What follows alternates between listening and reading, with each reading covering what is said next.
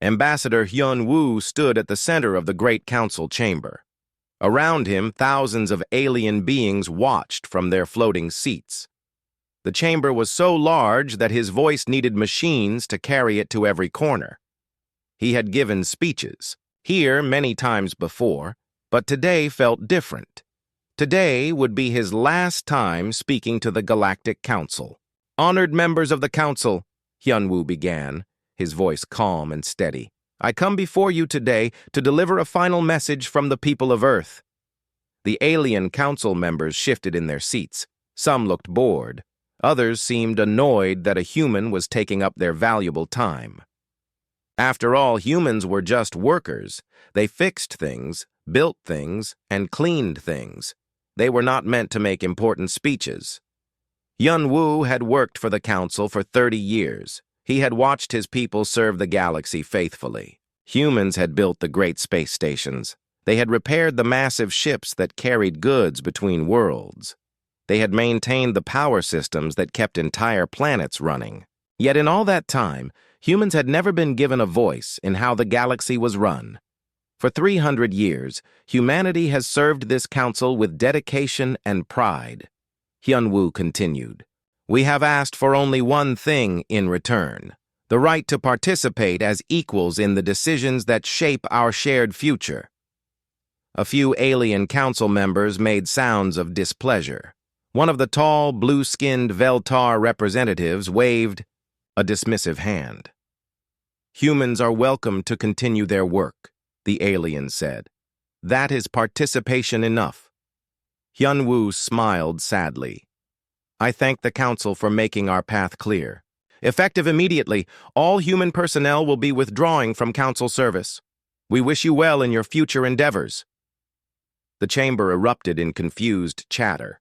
The Kryn delegation, with their thick, rocky skin and multiple arms, began arguing among themselves.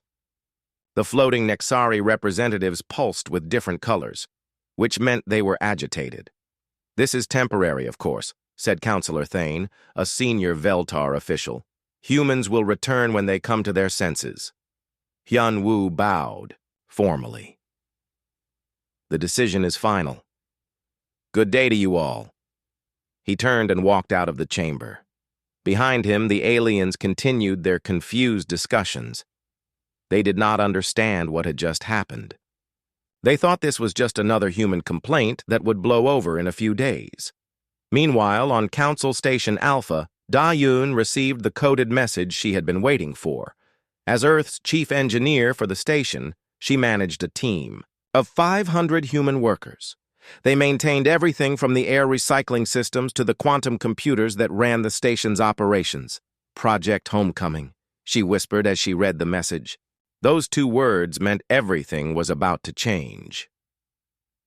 Da-yoon walked through the engineering sections of the massive station. Human workers were everywhere, quietly doing their jobs. They serviced the great machines that kept millions of aliens alive and comfortable. They monitored the systems that most aliens did not even know existed. "Attention all human personnel," Da-yoon announced over the internal communication system. "Please report to your section leaders for special assignment details." One by one, the human workers stopped what they were doing. They finished their current tasks carefully and completely. No one left a job half done. No one broke anything or caused problems. They simply completed their work and filed their reports as they always did. Minho was working in the communication center when he got the message. For 15 years, he had maintained the massive array that allowed the council to talk to ships across the entire galaxy. The system was incredibly complex, with thousands of parts that needed constant attention. He finished updating the transmission protocols he had been working on. Then he wrote a detailed report explaining exactly what he had done and what would need to be done next. He left clear instructions for whoever would take over his work. "Sir?" asked Jae-hoon, a young engineer who worked under Minho. "Are we really leaving?" Minho nodded. "Pack your personal items. Leave everything else exactly as you found it." Across the galaxy, the same scene was playing out on thousands of ships, stations, and colonies. Human workers everywhere were quietly preparing to leave. They did not make angry speeches. They did not break things or cause trouble. They simply finished their work and prepared to go. Da-Yun spent her last night on the station walking through the engineering sections.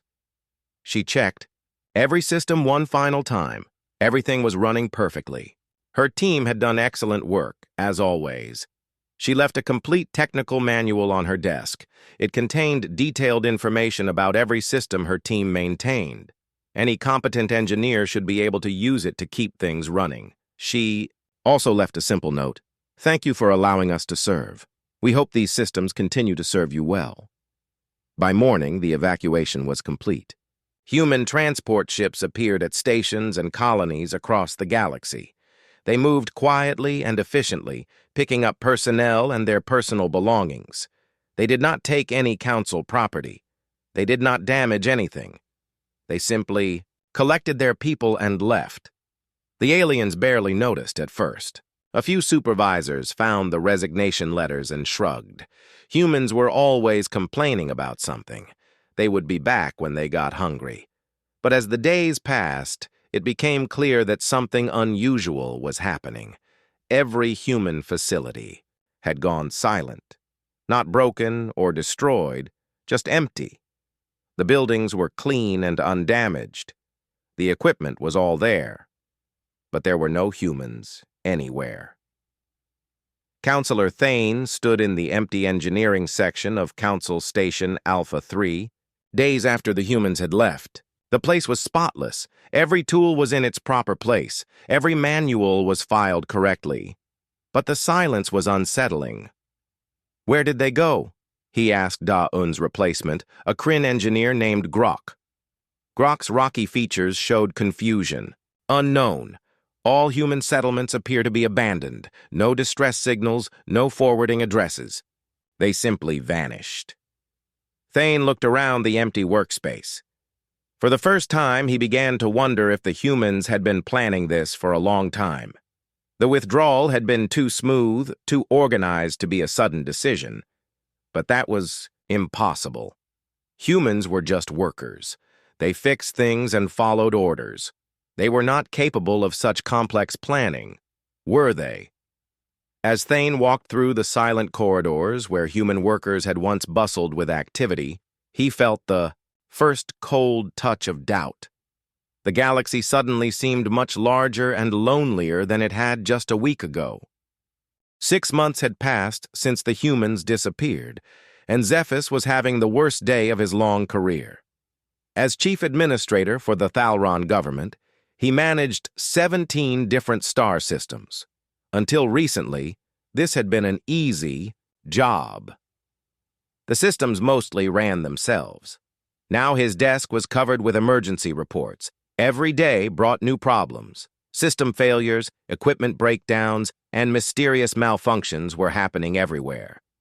What had once been a smooth operation was falling apart piece by piece. "Sir," said his assistant, holding another stack of urgent messages. "The Kepler mining station has lost life support. The Vega Trade Hub reports total communication failure. And the New Horizon colony says their power grid is unstable." Zephys rubbed his tired eyes. "What do the technical teams say?" "They are confused, sir. Everything appears to be working correctly, but the systems keep failing anyway." This made no sense to Zephys. The galaxy's technology was advanced and reliable. These systems had worked perfectly for hundreds of years. Why were they suddenly breaking down? On the other side of the galaxy, Kira was having similar problems. As a senior engineer for the Veltar government, she was responsible for maintaining their most important facilities. But lately, nothing seemed to work the way it was supposed to. She stood in the main computer center of Veltar Prime, staring at displays full of error messages. The quantum processors that controlled their planetary defense systems were acting strangely. They would work fine for a few hours, then suddenly produce incorrect calculations. "Have you found the problem yet?" asked Director Sean, her supervisor. Kira shook her head. "It is very strange. The hardware tests show everything is working perfectly, but the software keeps producing wrong results." Could it be sabotage? I do not think so. There are no signs of tampering. It is as if the systems are missing something important, but I cannot figure out what. Kira had been studying the problem for weeks. She had checked every component, tested every connection, and analyzed every line of code. Technically, everything was correct, but somehow, the systems were not working as they should. Meanwhile, across the galaxy, similar problems were spreading. The great trade routes that connected different worlds were becoming unreliable. Navigation systems would suddenly lose accuracy, causing ships to arrive at the wrong destinations. Communication networks would work fine for days, then suddenly start garbling messages. The Kryn homeworld was experiencing rolling blackouts. Their power system, which had operated flawlessly for centuries, was becoming increasingly unstable. Engineers worked around the clock trying to fix problems, but for every issue they solved, two new ones appeared.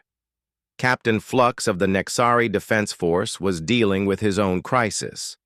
His shipyard, which built the fastest vessels in the galaxy, had started producing defective ships. The hulls were perfect, the engines were properly installed, and all tests showed green. But when the ships tried to jump to hyperspace, they would fail catastrophically. "What is different about our construction process?" Flux asked his chief engineer. "Nothing, sir. We follow the same procedures we have used for 200 years. But somehow the ships are not working correctly." Flux studied the technical reports with growing frustration. His people were excellent engineers. They knew their jobs well, but it was as if some invisible element was missing from their work. As the months passed, the problems got worse. Zephys found himself working 18-hour days just to keep his systems barely functional. Every day brought new emergencies that his teams could not fully understand or fix.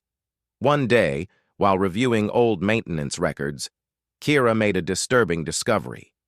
She was looking through the archives of her computer center, trying to understand when the problems had started. The records showed regular maintenance reports going back decades, but there was something odd about the older reports. They contained detailed notes about system modifications and improvements that were not in the official documentation, small changes to software code, minor adjustments to hardware configurations, and custom solutions to problems that had never been officially reported. All of these notes were signed by human technicians. Kira felt a cold realization wash over her. She quickly searched through more records, looking for similar patterns. What she found shocked her.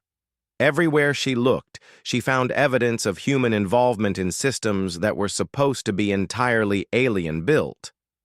The humans had not just been doing basic maintenance. They had been constantly improving and optimizing everything they touched. They had fixed design flaws that the original engineers had never noticed. They had prevented problems before they could happen. They had quietly made the entire galaxies infrastructure better than it was supposed to be, and now they were gone. Kira immediately contacted Zephys and shared her discovery. Together, they began a systematic review of their systems. What they found was both impressive and terrifying. For 3 centuries, human workers had been silently upgrading everything they maintained. They had identified weaknesses in alien designs and fixed them without being asked. They had created backup systems and safety measures that prevented catastrophic failures. They had optimized processes and improved efficiency in ways that saved enormous amounts of energy and resources. But none of this had been documented in the official records. The humans had done this work quietly as part of their regular maintenance duties. They had made the improvements seem like natural parts of the systems, so seamlessly integrated that the alien engineers never realized they were there. "How extensive is this?" Zephys asked during one of their emergency conferences. Kira's voice was grim. "From what I can tell, every major system in the galaxy has been modified by human workers. Power grids, communication networks, transportation systems, manufacturing, equipment, everything.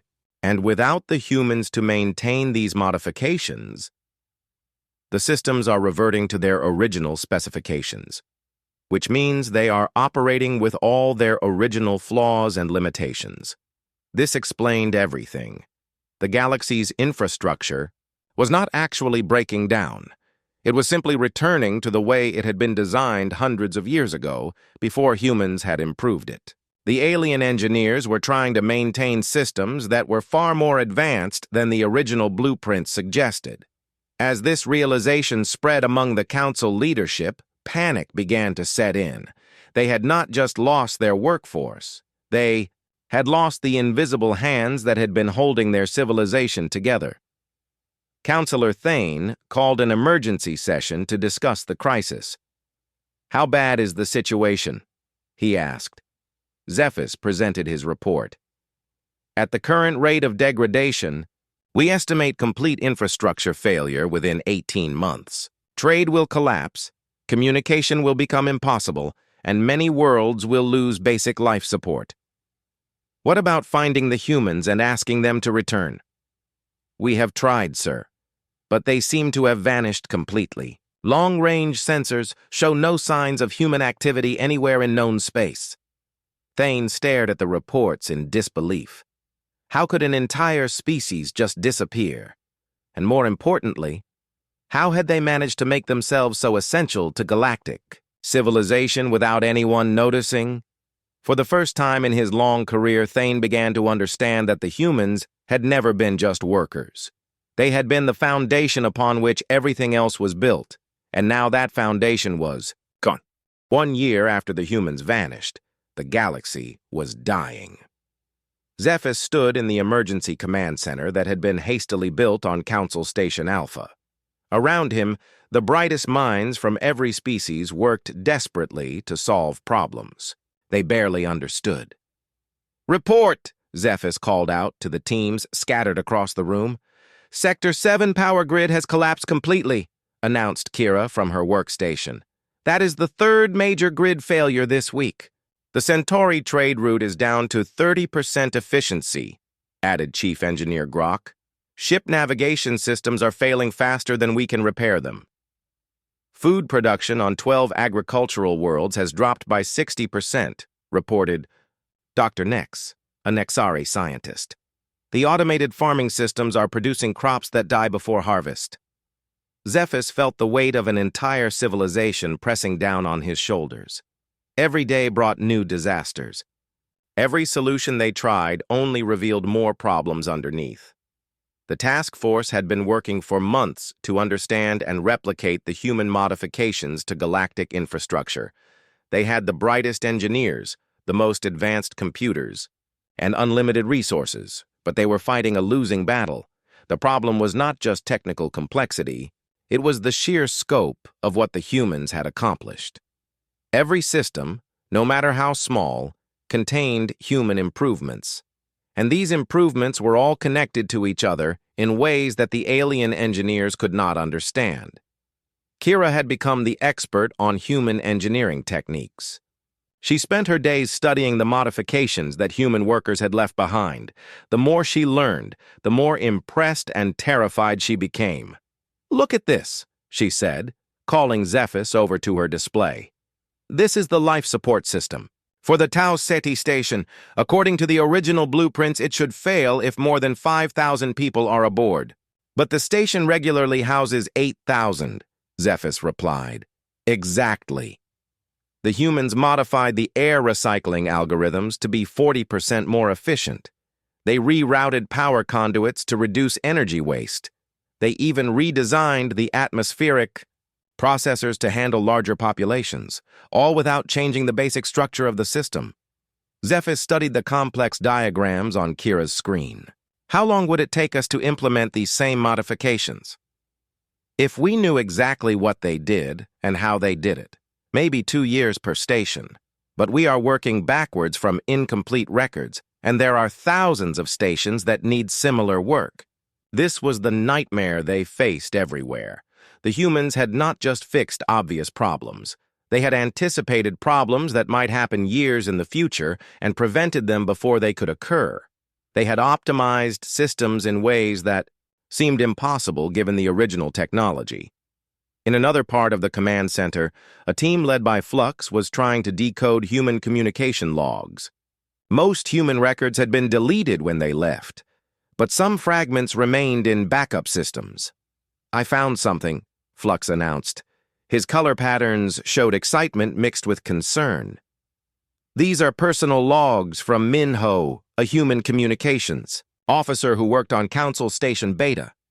The logs were heavily encrypted, but Flux had finally broken the code. What he found inside made him wish he had not bothered. "Listen to this," Flux said, reading from the decoded file. "Personal log Minho, day 847. Fixed another cascade failure in the quantum relay network today. Third one this month. The Veltar. Engineers still do not know these failures are happening. Our automatic correction systems are handling them before they can be detected, but the underlying problem is getting worse." Zephys and Kira rushed over to listen. Minho's voice continued. From the recording. Day 9923. The navigation beacon network is showing signs of critical instability. Original alien design has a fundamental flaw in the quantum synchronization matrix. We have been compensating for this flaw for over a century, but the stress is starting to show. Need to discuss with Da-Un about implementing better long-term solutions. Day 1156. Council voted to reduce human representation in technical committees again. They do not want to hear our warnings about infrastructure problems. Fine. We will continue to fix things quietly, as always, but someday they will need to listen. The logs continued for hours. Entry after entry described critical problems that the humans had been fixing without the Council ever knowing they existed. Power grid instabilities, communication network vulnerabilities, transportation system flaws, all of them hidden from the alien authorities and quietly resolved by human workers. "How many of these problems are we dealing with now?" Zephys asked. Flux's colors turned dark blue, indicating fear. "All of them. Every single issue that Minho described in his logs is now causing system failures across the galaxy." As the team continued reading the logs, a horrible picture emerged.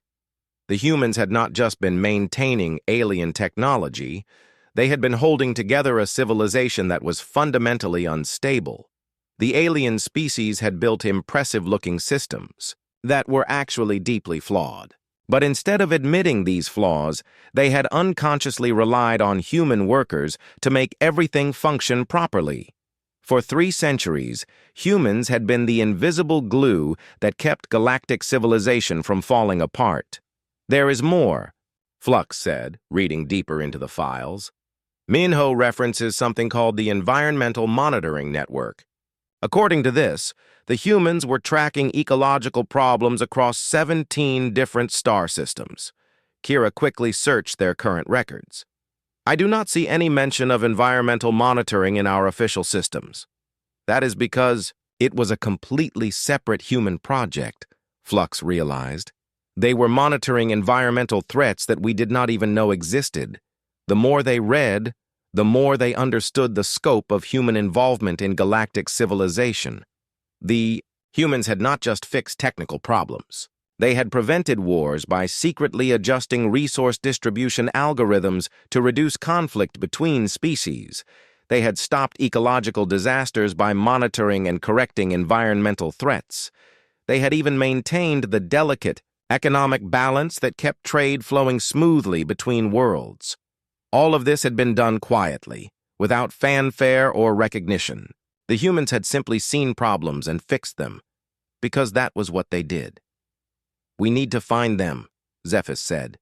"The galaxy cannot survive without them." But that was proving impossible. Every attempt to locate human settlements had failed.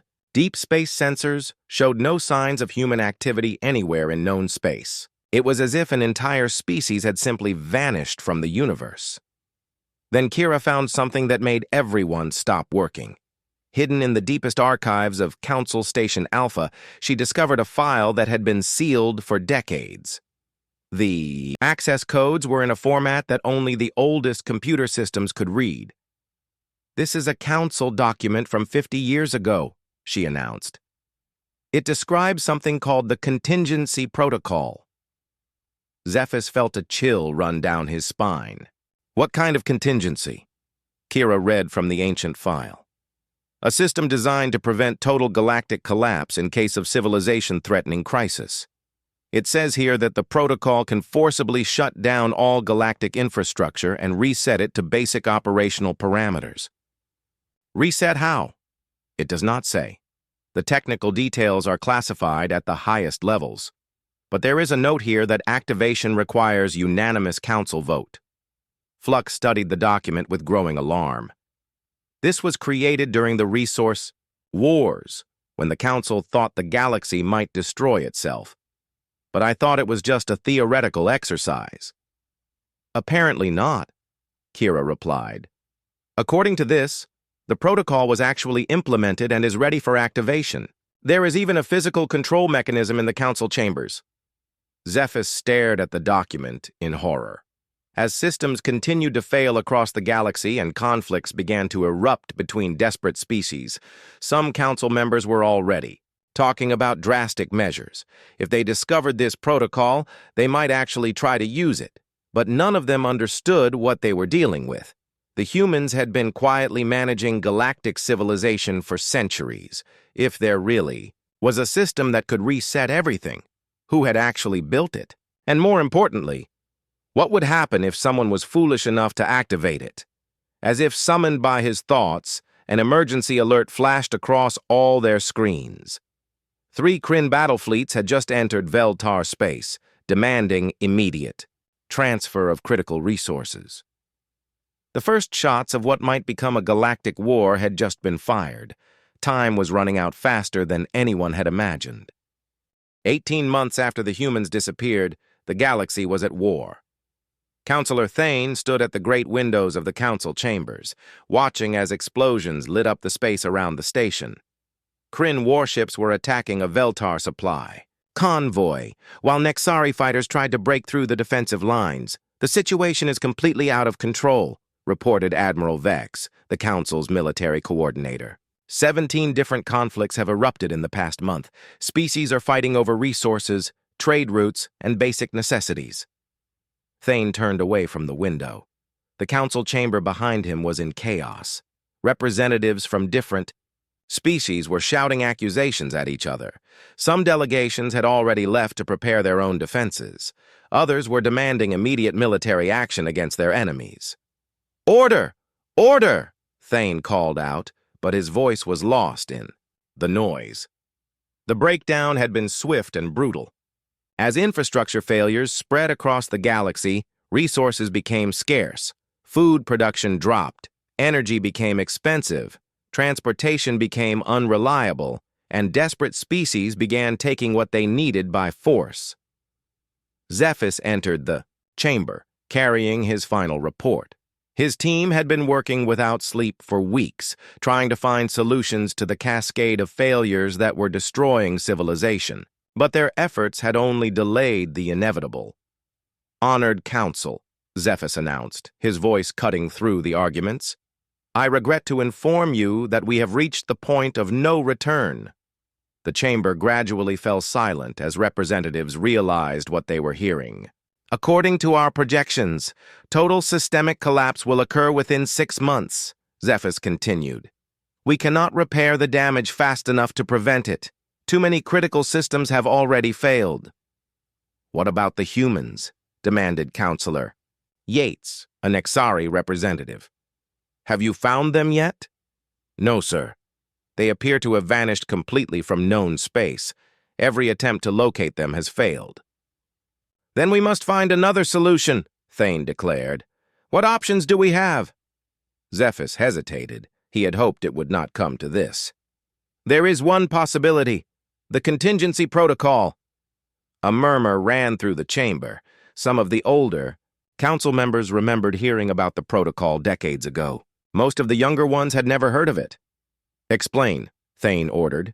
"It is an emergency system designed to prevent total galactic collapse." According to the documentation, it can forcibly reset all infrastructure to basic operational parameters. It would essentially restart galactic civilization from a stable baseline. And this would solve our problems? Zephys looked uncomfortable. Theoretically, yes, but the documentation is incomplete. We do not fully understand what the reset process involves or what the consequences might be. Counselor Brix, a senior Kryn official, leaned forward. At this point, any option is better than total collapse. My people are starving because the food transport systems have failed. Entire colonies are dying because we cannot maintain life support. Agreed, said Counselor Naya of the Veltar. We cannot allow this crisis to continue. If there is a way to reset everything and start over, we must try it. The debate that followed was intense but brief. With war raging outside and civilization crumbling around them, the council members were desperate for any solution. The protocol represented hope, even if they did not understand what it actually did. I call for an emergency vote, Thane announced. All in favor of activating the contingency protocol? The vote was overwhelming. 847 representatives voted in favor. Only 23 voted against.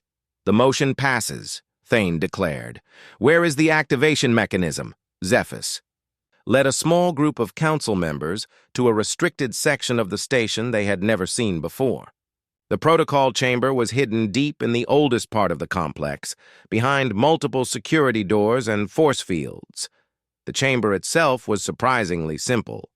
In the center of the room stood a plain metal pedestal with a single red switch, mounted on top. Around the switch were warning labels written in multiple languages. Kira was part of the group that entered the chamber. As an engineer, she was curious about the technical aspects of the system. But as she got closer to the switch, she noticed something that made her blood run cold. Wait, she said, holding up her hand. There is writing here I did not see in the documentation.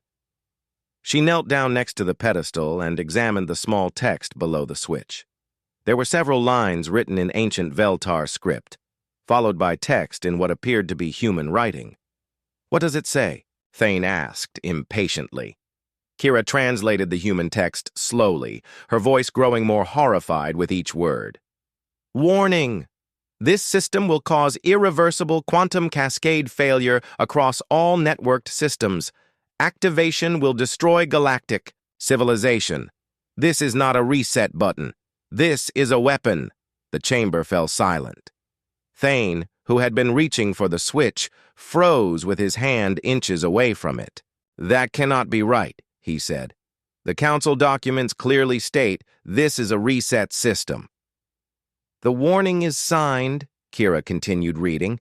Chief Engineer Dae Hyun, Human Engineering Corps, Galactic Year 2387. Flux, who had also entered the HFY chamber, began frantically checking his portable computer.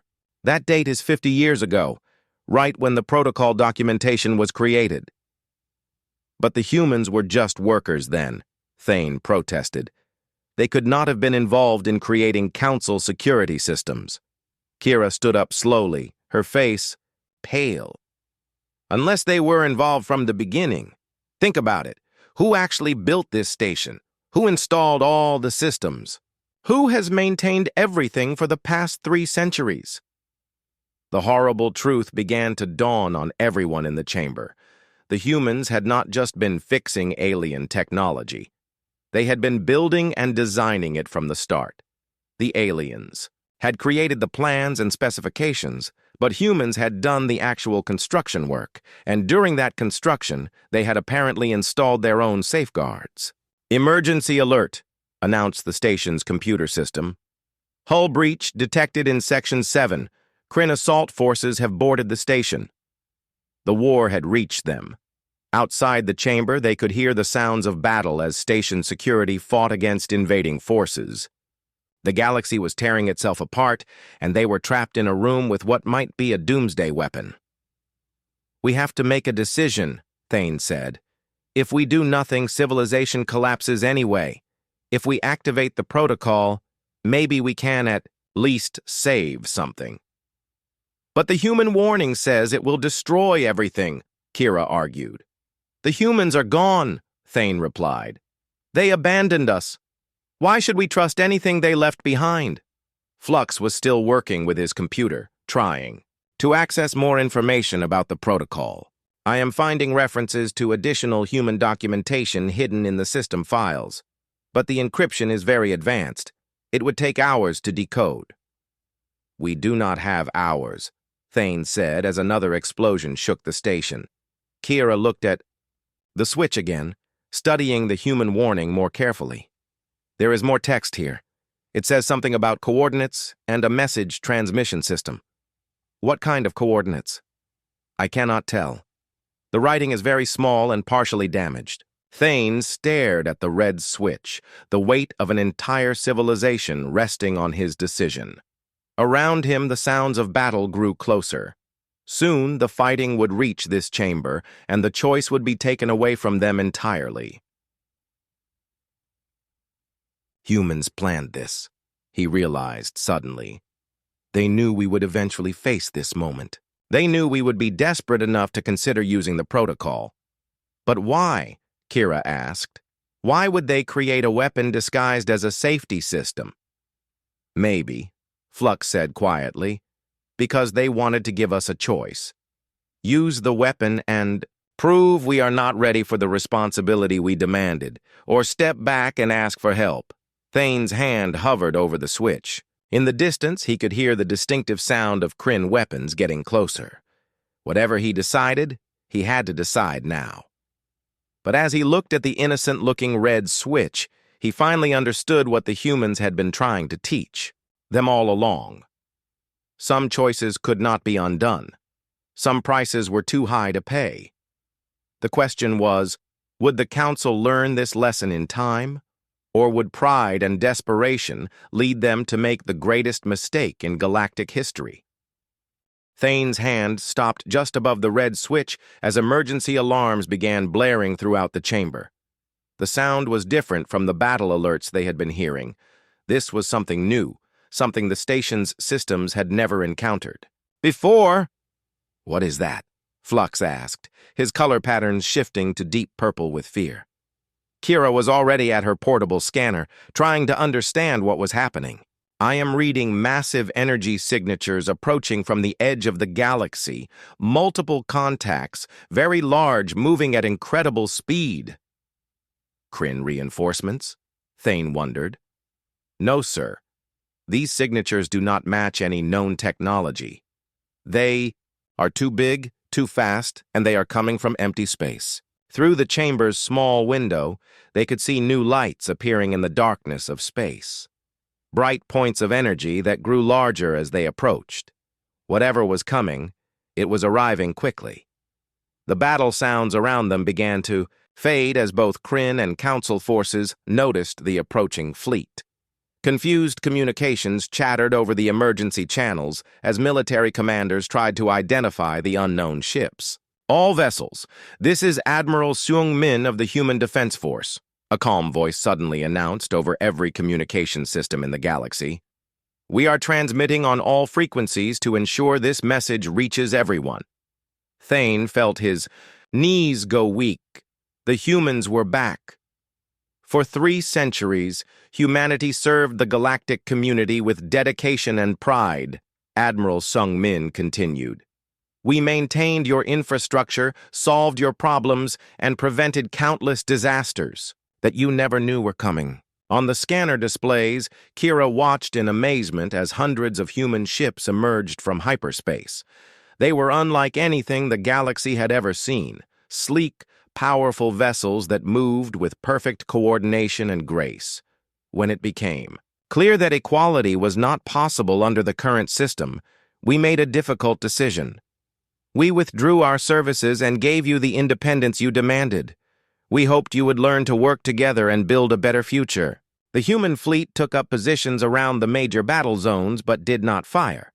Instead, they simply waited, watching as the various species stopped fighting and stared in shock at the newcomers. Unfortunately, you chose conflict over cooperation. You preferred war to the hard work of building peace, and now you stand on the edge of a choice that will determine whether galactic civilization survives or dies. In the protocol chamber, Flux was frantically trying to access the human documentation he had been working on earlier. The approaching fleet had somehow transmitted new decryption keys that unlocked files hidden throughout the station's computer. Systems. "I am getting new data," he announced. "The humans left detailed instructions hidden in our systems. Everything about the protocol, about what it really does, about what choices we face." "What does it say?" Thane demanded. Flux read from his display, his voice growing more amazed with each line. "The contingency protocol is not a reset button. It is a test. The humans built it 50 years ago when they realized that galactic civilization was fundamentally unstable." Kira joined him at the computer. "Look at this. There are complete plans here for rebuilding galactic infrastructure, not just repairing what we had, but building something better, something that would actually work without constant human intervention." "But why hide all this?" Thane asked. "Because," Admiral Sung-min's voice continued over the communication system, "true growth requires choosing wisdom over power. We could have told you what to do, but you would not have listened. We could have forced you to change, but that would have made us tyrants instead of partners." The human fleet moved closer to the Council station. Through the window, Thane could see the flagship, a massive vessel that dwarfed anything the Council had ever built. But it was not threatening. It simply waited patiently for a response. "The switch in front of you represents a choice," the Admiral explained. "Press it, and you activate a quantum cascade that will destroy every technological system in the galaxy. Billions will die, and the survivors will be reduced to primitive conditions. You will have proven that you are not ready for the responsibility of galactic leadership." Thane looked at the innocent red switch with new horror. He had been seconds away from committing genocide.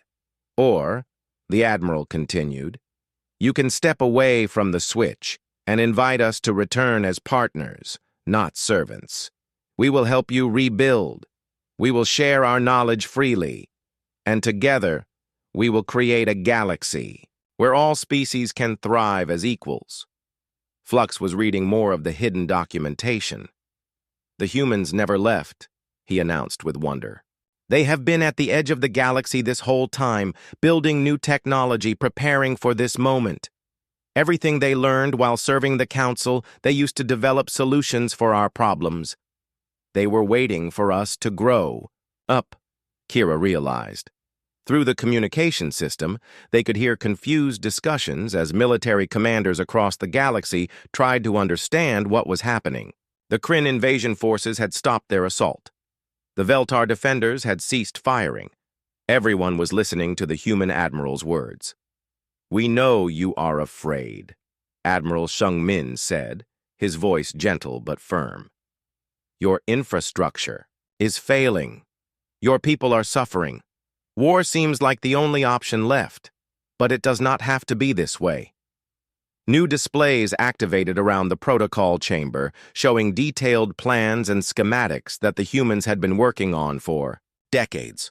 Power systems that could provide unlimited clean energy, transportation networks that could move goods and people safely across the galaxy, communication systems that would never fail or break down. All of it was real. All of it was possible. The humans had not just been maintaining alien technology, they had been developing revolutionary improvements that could transform galactic civilization. "The choice is yours," the Admiral concluded. "We cannot make it for you, but we can promise that if you choose partnership over pride, cooperation over conflict, then together we can build something better than any of us could achieve alone." Thane stared at the red switch for a long moment. Everything he had believed about humans, about their role in galactic society, had been wrong. They were not just workers or servants. They were the invisible foundation that had made everything possible, and they were offering to help again, despite how badly they had been treated. Slowly, Thane pulled his hand away from the switch. "Council Station Alpha to Human Fleet. This is Counselor Thane. We..." We would like to talk. Understood, Counselor, Admiral Sung-min replied. Preparing to dock. Let us begin building the future together. As the first human ships approached the docking bays, Kira looked around the protocol chamber one last time. The red switch sat untouched on its pedestal, surrounded by warnings that had almost been ignored. It would remain there as a reminder of how close they had come to destroying everything. But now, instead of destruction, they faced the possibility of something better. The humans had returned not as conquerors or saviors, but as friends who had never really left. They had been waiting patiently at the edge of known space, ready to help whenever the galaxy was ready to accept them as equals. Flux was still reading through the human documentation, finding new wonders on every page. They have solutions for everything, he marveled. Environmental restoration, resource distribution, conflict resolution, they thought of everything. Because they had 3 centuries to observe our problems and develop solutions, Thane realized. They used their time in service to learn about every species, every world, every challenge we faced. Outside the chamber, they could hear the sounds of celebration beginning to replace the sounds of war. Across the galaxy, the fighting was stopping as species realized that they no longer had to compete for failing resources. The humans had returned, with abundance for everyone. As they left the protocol chamber, Thane took one last look at the red switch. It would remain there forever, a symbol of the choice between wisdom and destruction. A reminder that true strength came not from the power to destroy, but from the wisdom to build and protect what mattered most. The galaxy had been given a second chance, and this time they would not waste it.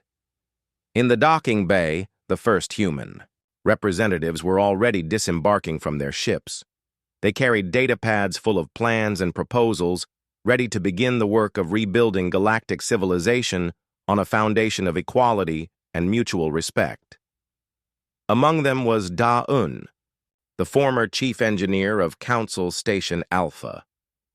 She smiled as she saw the alien officials approaching, relief and hope shining in her eyes. "Welcome back," Thane said as he greeted her. "We have much to discuss." "Yes," Da-Un replied. "We do. But this time we discuss it as partners." And with those words, a new chapter in galactic history began. One built not on hierarchy and servitude, but on the simple understanding that every species had something valuable to contribute to their shared future. The humans had returned, and the galaxy would never be the same.